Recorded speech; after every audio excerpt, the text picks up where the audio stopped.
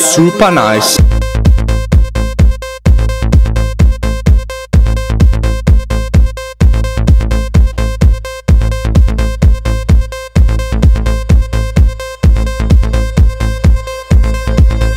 Alle de glade mennesker.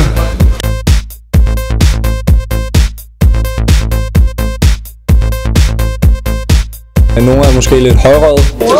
Hvor du snakker til mig? Men det er muligvis bare fordi det er Brøndby Gymnasium.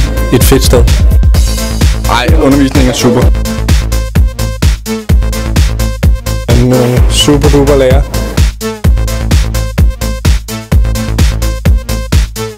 Så er der jo linjeidræt, hvor vi træner hver anden tirsdag og hver torsdag.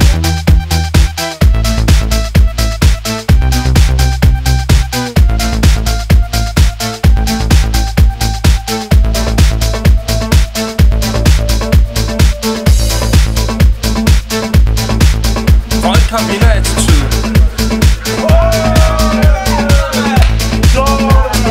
Brøndby Gymnasium, det er super fedt.